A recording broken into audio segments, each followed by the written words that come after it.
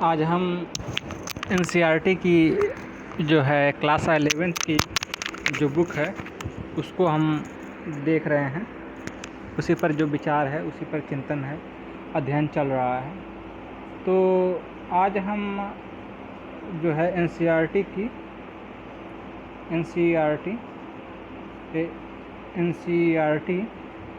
Class 11 की ये जो है हिस्ट्री है, ठीक है। तब इसमें जो चैप्टर का नाम है लेखन कला और शहरी जीवन। तो शहरी जीवन की शुरुआत मेसोपोटामिया में हुई थी। फरात और दजला, ये दो नदियां हैं, दजला और फरात नदियों के बीच स्थित यह प्रदेश आजकल इराक गणराज्य का हिस्सा है।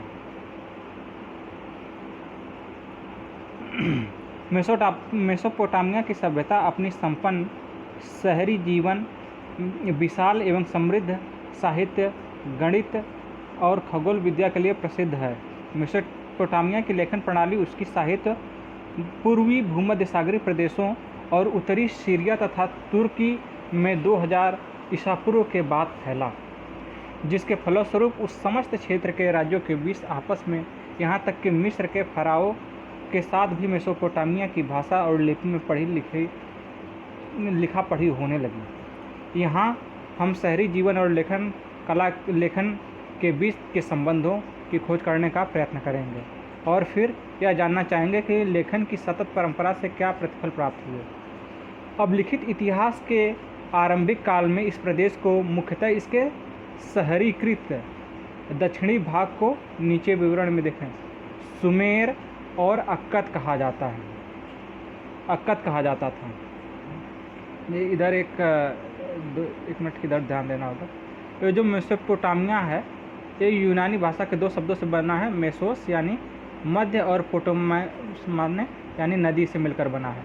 इसलिए मेसोपोटामिया शब्द का अर्थ है दजला फरात नदियों के बीच की उपजाऊ धरती को इंगित करता है, ठीक है। तो अब लिखित इतिहास के आरंभिक काल में, यहाँ से पढ़ रहे हैं ये यहाँ से। अब लिखित इतिहास के आरंभिक काल में इस प्रदेश को मुख्यतः इसके शहरीकृत दक्षिणी भाग को सुमेर और अक्कद कहा जाता था। 2000 ईसा पूर्व के बाद जब बेबीलोन एक महत्वपूर्ण शहर बन गया, तब दक्षिणी क्षेत्र को बेबीलोनिया कहा जाने लगा। क्या कहा जाने लगा? बेबीलोनिया। लगभग 1100 ईसा पूर्व के से जब असीरियाइयों ने उत्तर में अपना राज्य स्थापित कर लिया, तब उस क्षेत्र को असीरिया कहा जाने लगा। उस प्रदेश की प्रथम ज्ञात भाषा सुमेरियन यानी सुमेरी थी। धीरे धीरे 2400 ईसा पूर्व के आसपास जब अक्कदी भाषी लोग यहाँ आ गए, तब अक्कदी ने सुमेरी भाषा का स्थान ले लिया। अक्कदी भाषा सिकंदर के समय 336 से 323 ईसा पूर्व तक कुछ क्षेत्रीय परिवर्तनों के साथ फलती फूलती रही। 1400 ईसा पूर्व से धीरे धीरे आरामाइक भाषा का प्रवेश शुरू हुआ। यह भाषा हिब्रू से मिलती जुलती थी और 1000 ईसा पूर्व के बाद व्यापक रूप से बोली जाने लगी। यह आज भी इराक के कुछ भागों में बोली जाती है। कौन? अरमाइक भाषा हिब्रू से मिलती जुलती है ना। तो मेसोपोटामिया में पुरातत्वी, यहाँ से पढ़ रहे हैं, यहाँ से मेसोपोटामिया में पुरातत्वी खोजों की शुरुआत 1840 के दशक में हुई। वहाँ एक या दो स्थलों पर जैसे उरुक और मारी में, जिन पर आगे चर्चा इसमें अध्याय में किया जाएगा, उत्खनन कार्य कई दशकों तक चलता रहा, यानी लंबे समय तक चलता रहा, 10-20 सालों तक। भारत में किसी भी स्थल पर इतने लंबे अरसे तक खुदाई की कोई परियोजना नहीं चली। इन खुदाइयों के फलस्वरूप आज हम इतिहास के स्रोतों के रूप में सैकड़ों की संख्या में क्या क्या मिलती हैं? इमारतें, मूर्तियाँ, आभूषण, कब्रों, औजारों और मुद्राओं का ही नहीं, बल्कि हजारों की संख्या में लिखित दस्तावेजों का भी अध्ययन कर सकते हैं। यूरोप वासियों के लिए मेसोपोटामिया इसलिए महत्वपूर्ण था क्योंकि बाइबल के प्रथम भाग ओल्ड टेस्टामेंट में इसका उल्लेख कई संदर्भों में किया गया है। उदाहरण के लिए ओल्ड टेस्टामेंट की बुक ऑफ जेनेसिस में सिमार का उल्लेख है, जिसका तात्पर्य अर्थात सुमेर ईंटों से बने शहरों की भूमि से है। यूरोप के यात्री और विद्वज्जन मेसोपोटामिया को एक तरह से अपने पूर्वजों की भूमि मानते थे, और जब इस क्षेत्र में पुरातात्विक खोजों की शुरुआत हुई तो ओल्ड टेस्टामेंट के अक्षरशः सत्य को सिद्ध करने का प्रयत्न किया गया। 19वीं सदी के मध्य से मेसोपोटामिया के अतीत को खोजे जाने के उत्साह में कभी कोई कमी नहीं आई। सन 1873 में एक ब्रिटिश समाचार पत्र ने ब्रिटिश म्यूजियम द्वारा प्रारंभ किए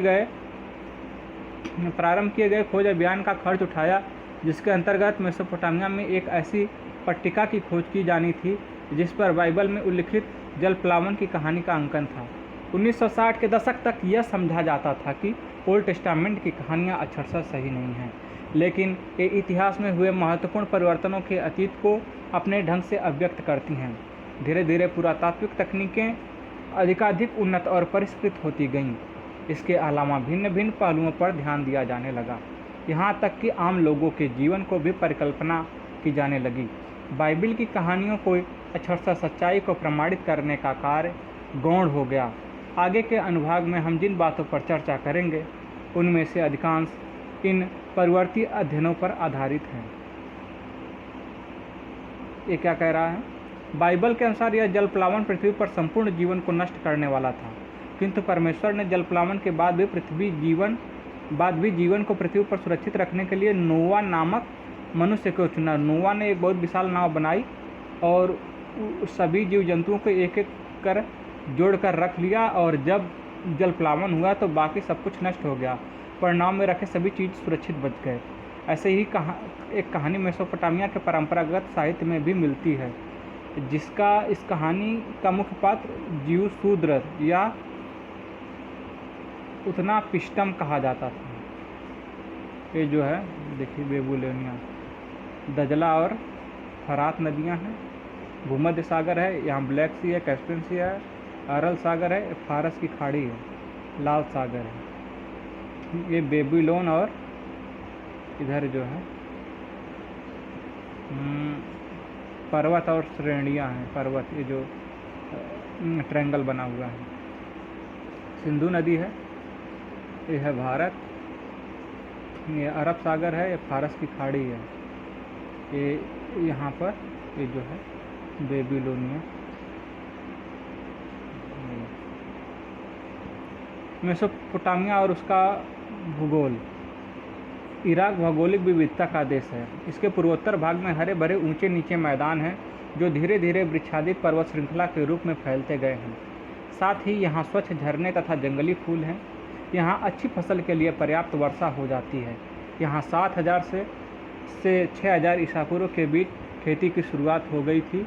उत्तर में ऊंची भूमि है जहाँ स्टेपी घास के मैदान हैं। यहाँ पशुपालन खेती की तुलना में आजीविका का अधिक अच्छा साधन है।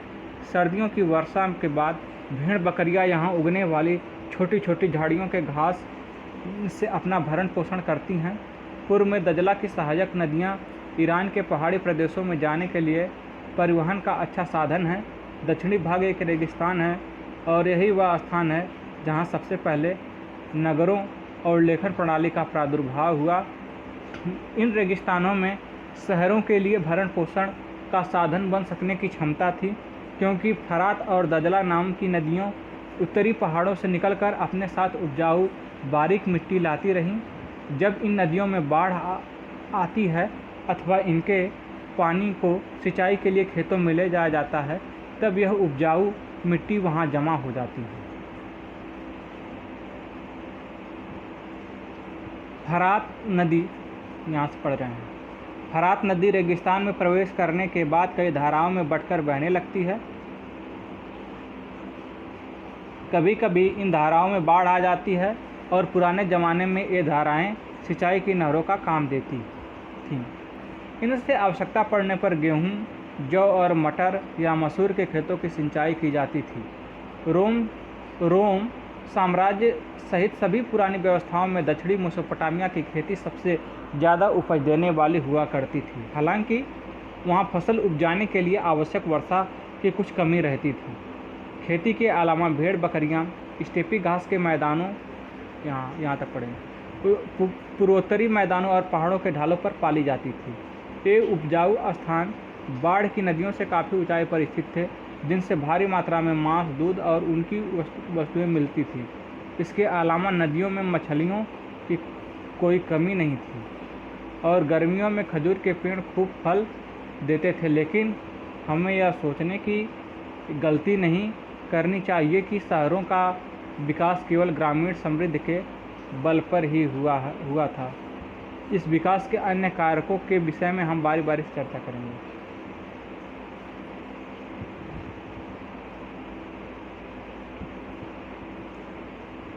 शहरीकरण का महत्व। शहर और नगर बड़ी संख्या में लोगों के रहने के स्थान नहीं होते थे, यहाँ तक पढ़ते थे। जब किसी व्यवस्था में खाद्य उत्पादन के अतिरिक्त अन्य किसी आर्थिक गतिविधियाँ विकसित होने लगती हैं, तब किसी एक स्थान पर जनसंख्या का घनत्व बढ़ जाता है। इसके फलस्वरूप कस्बे बसने लगते हैं। ऐसी परिस्थितियों में लोगों का कस्बों में इकट्ठे रहना उनके लिए फ़ायदेमंद सिद्ध होता है। विशेषतः इसलिए क्योंकि शहरी अर्थव्यवस्थाओं में खाद्य उत्पादन के अलावा व्यापार, उत्पादन और तरह तरह की सेवाओं की भी महत्वपूर्ण भूमिका होती है। नगर के लोग आत्मनिर्भर नहीं रहते और उन्हें नगर गांव के अन्य लोगों द्वारा उत्पन्न वस्तुओं की या दी जाने वाली सेवाओं के लिए उन पर आश्रित होना पड़ता है। उनमें आपस में बराबर लेन देन होता रहता है। उदाहरण के लिए, एक पत्थर की मुद्रा बनाने वाले को पत्थर उकेरने के लिए कांसे के औजारों की ज़रूरत पड़ती है। वह स्वयं ऐसे औजार नहीं बना सकता और वह यह भी नहीं जानता कि मुद्राओं के लिए आवश्यक रंगीन पत्थर वह कहाँ से प्राप्त करे। उसकी विशेषज्ञता तो सिर्फ नक्काशी यानी पत्थर उकेरने तक ही सीमित होती है। वह व्यापार करना नहीं जानता। कांसे के औजार बनाने वाला भी धातु तांबा या टिन लाने के लिए खुद बाहर नहीं जाता। साथ ही उसे ईंधन के लिए हरदम लकड़ी के कोयले की ज़रूरत रहती है।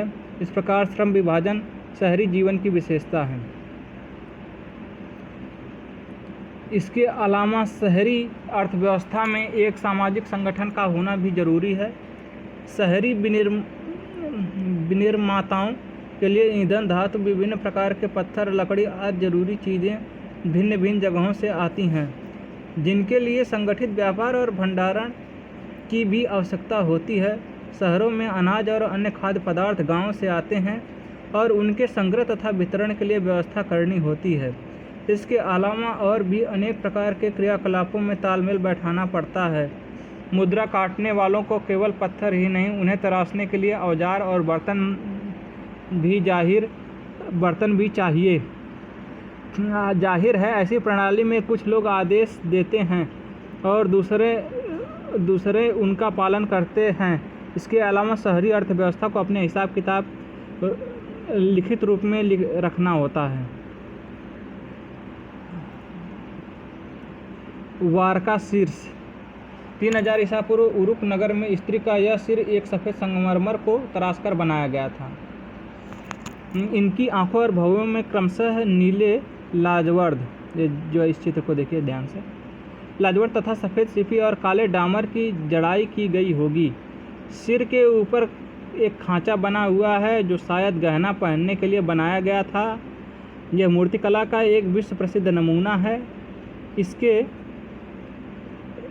इसके मुख, ठोड़ी और गालों की सुकोमल सुंदर बनावट के लिए इसकी प्रशंसा की जाती है। यह एक ऐसे कठोर पत्थर में तराशा गया जिसे काफ़ी अधिक दूरी से लाना पड़ा होगा। पत्थर लाने से लेकर इस मूर्ति के निर्माण में और किन विशेषज्ञों का योगदान रहा होगा, उनकी सूची बनाने के लिए कह रहा है। अच्छा चलिए, अब शहरों में माल की आवाजाही। शहरों में कैसे माल की आवाजाही होती थी?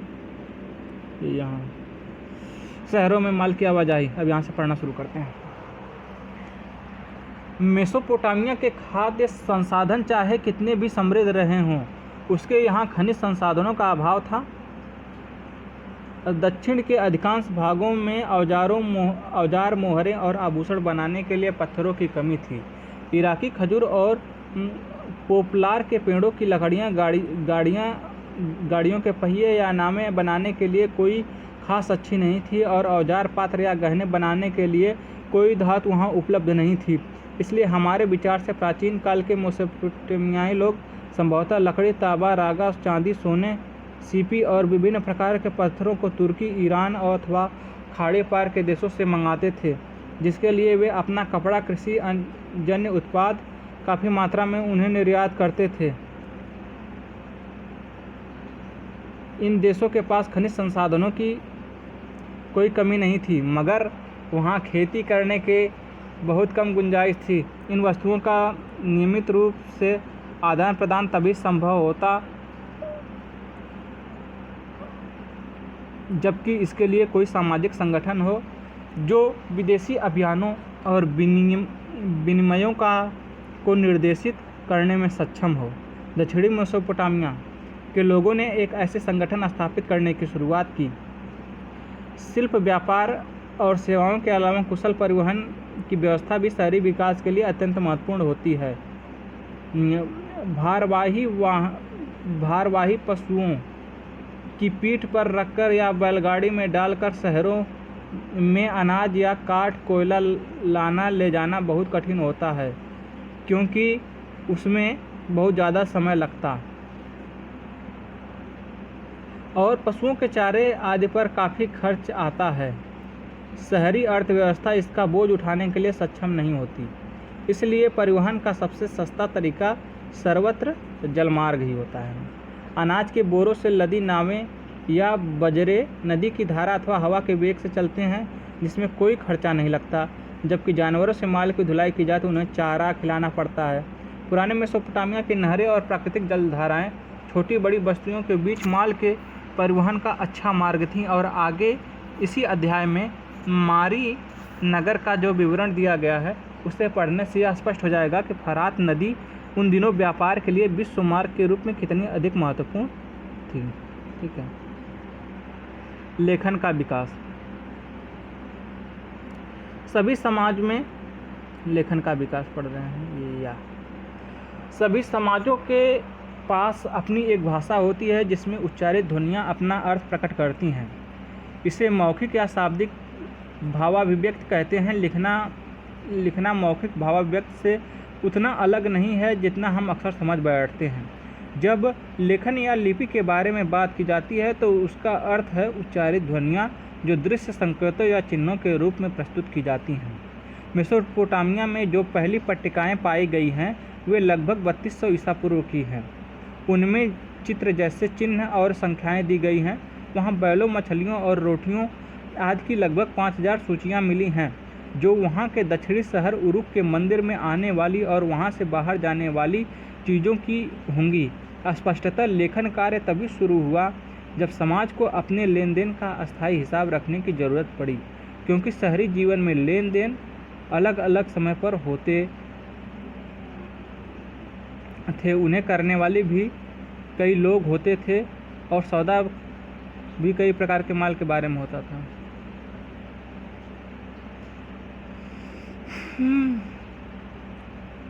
34वां पेज पे मेसोपोटामिया के लोग मिट्टी के पट्टिकाओं पर लिखा करते थे।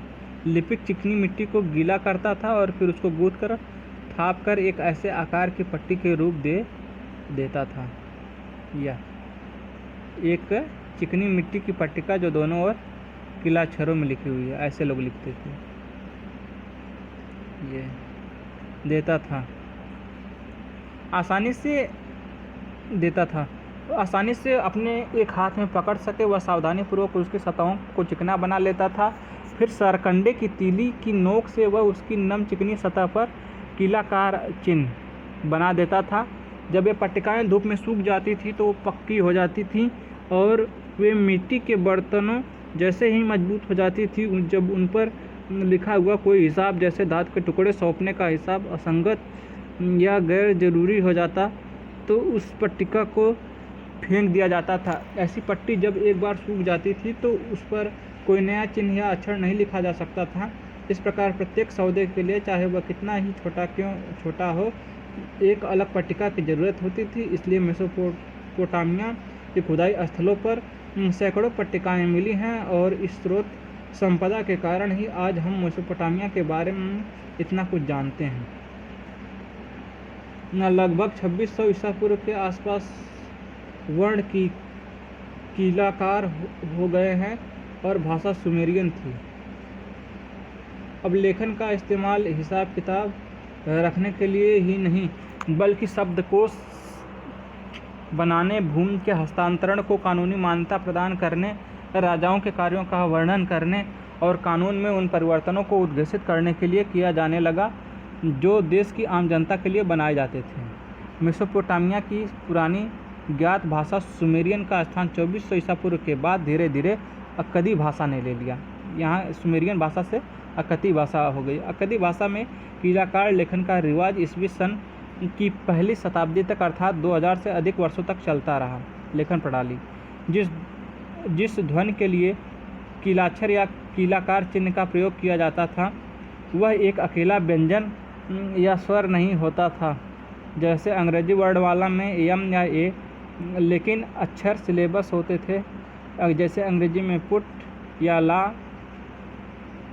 इस प्रकार मेसोपोटामिया के लिपिक को सैकड़ों चिन्ह सीखने पड़ते थे और उसे गीली पट्टी पर सूखने से पहले ही लिखना होता था।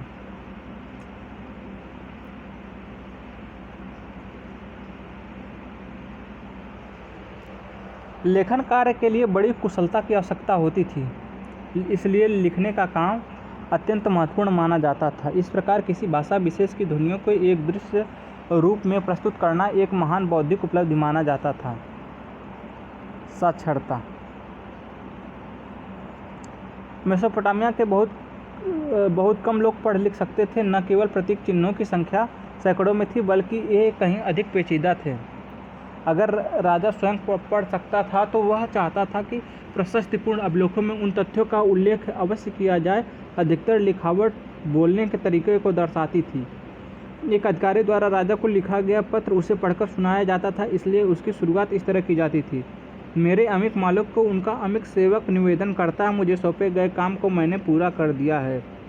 सृष्टि के बारे में लिखे गए एक लंबे पौराणिक काव्य के अंत में यह लिखा गया है, इन काव्य पंक्तियों को सदा याद रखा जाएगा और बड़े बूढ़े लोग इन्हें छोटों को पढ़ाएं, बुद्धिमान और विद्वान लोग इन पर चर्चा करें, पिता इन्हें अपने पुत्रों के लिए बार बार दोहराएं, यहाँ तक कि ग्वालों के कान भी इन पंक्तियों को सुनने के लिए सदा खुले रहें। लेखन कला का प्रयोग। लेखन कला का प्रयोग शहरी जीवन, व्यापार और लेखन कला के बीच के संबंधों को उरुक के एक प्राचीन शासक एन मरकर के बारे में लिखे गए एक सुमेरियन महाकाव्य में स्पष्ट किया गया है। मेसोपोटामिया की परंपरागत कथाओं के अनुसार उरुक एक अत्यंत सुंदर शहर था जिसे अक्सर केवल शहर कहकर पुकारा जाता था। सुमेर के व्यापार की पहली घटना को एन मरकर के साथ जोड़ा जाता है। उस महाकाव्य में कहा गया है, उन दिनों व्यापार क्या होता है यह कोई नहीं जानता था। एन मरकर अपने शहर के लिए एक सुंदर मंदिर को सजाने के लिए लाजवर्द एवं अन्य बहुमूल्य रत्न तथा धातुएं मंगाना चाहता था। इस काम के लिए उसने अपना एक दूत अरट्टा नाम के एक सुदूर देश के शासक के पास भेजा। दूत ने राजा के आदेश का पालन किया। रात में वह चांद तारों की रोशनी और उनसे सूचित दिशा के अनुसार और दिन में सूरज के बताए गए मार्ग पर आगे बढ़ता गया। वह रास्ते में आने वाले ऊंचे ऊंचे पहाड़ों को लांघने के लिए ऊपर चढ़ता और उतरता रहा। जब वह पहाड़ पर था तो पहाड़ की तलहटी में रहने वाले सूसा नगर के लोगों ने उसे छोटे चूहे की तरह नमस्कार किया। उसने 5 पर्वतमालाएं, 6 पर्वतमालाएं और फिर 7 पर्वतमालाएं पार की। दूर अरट्टा के मुखिया से लाजवर्द या चांदी नहीं ला पाया और उसे बारंबार लंबी यात्राओं के उपरांत खाली हाथ ही लौटना पड़ा।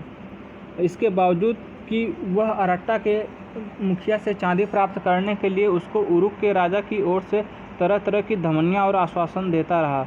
अंत में दूत इतना चकरा गया कि अपनी बात को सही तरह से व्यक्त नहीं कर पाया और उसने एनमर्कर के संदेशों का घालमेल कर दिया। तब राजा एनमर्कर ने अपने हाथ से चिकनी मिट्टी की पट्टिका बनाई और उस पर शब्द लिख दिए। उन दिनों मिट्टी पर शब्द लिखने का रिवाज नहीं था।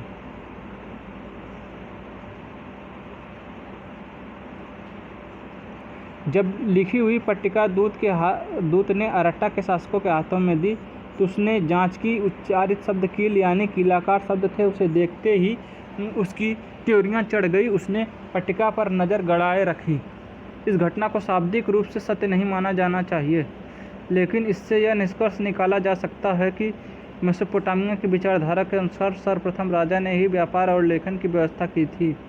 यह काव्य हमें यह भी बताता है कि लेखन कार्य सूची इकट्ठी करने और दूर दूर भेजने का साधन तो था ही, साथ ही उसने मेसोपोटामिया के शहरी संस्कृति की उत्कृष्टता की भी झलक मिलती है। दक्षिणी मेसोपोटामिया का शहरीकरण और मंदिर और राजा।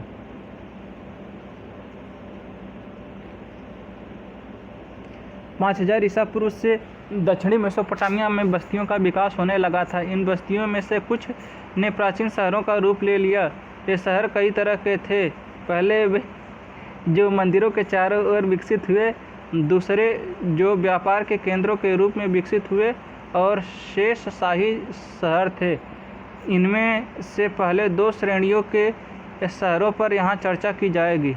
बाहर से आकर बसने वाले लोगों ने अपने गांव में कुछ चुने हुए स्थानों का या मंदिरों को बनाना या उसका पुनर्निर्माण करना शुरू किया।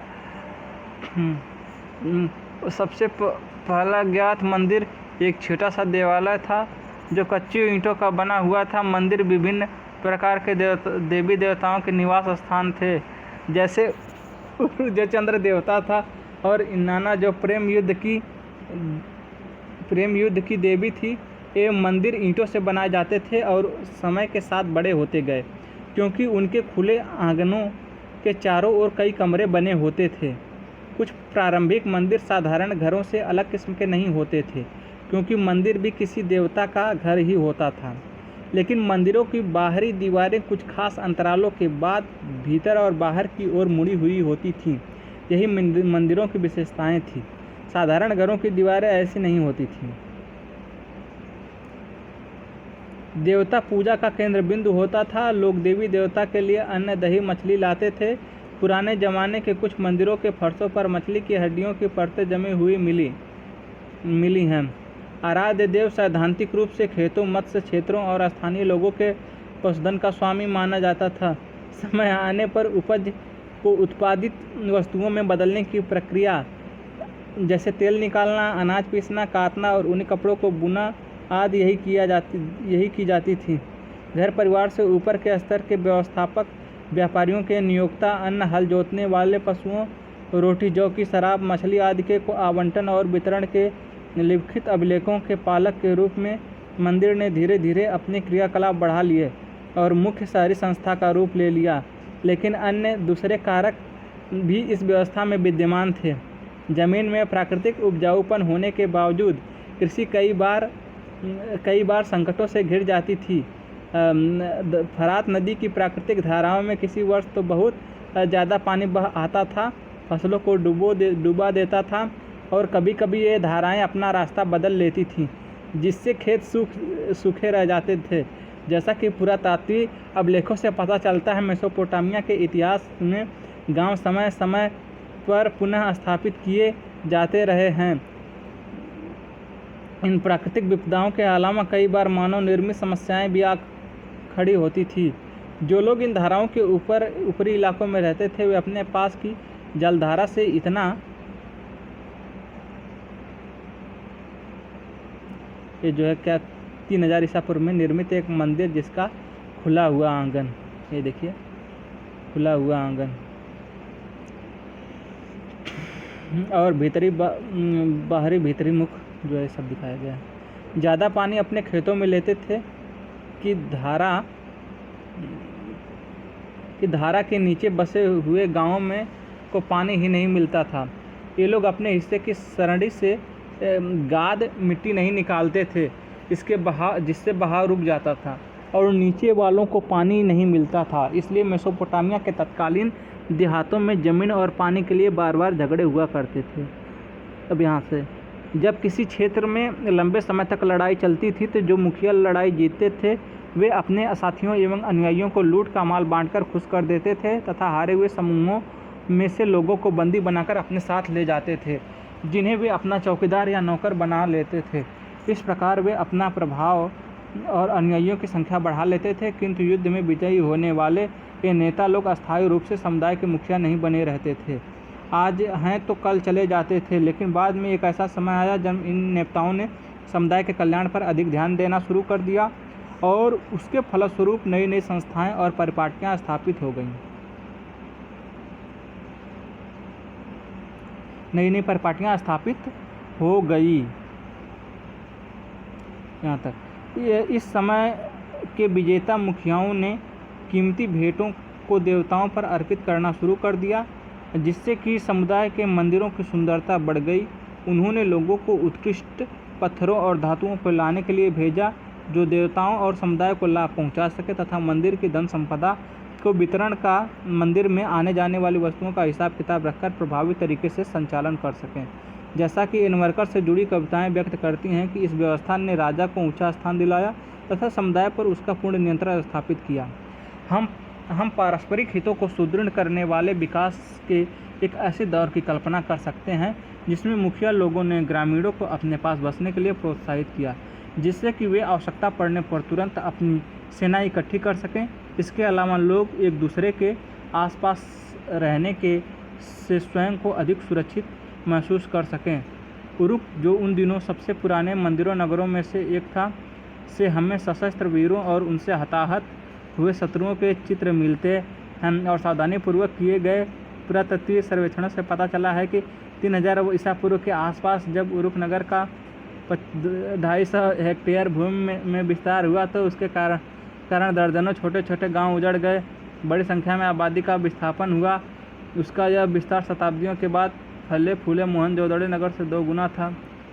यह भी उल्लेखनीय तथ्य है कि उरुक नगर की रक्षा के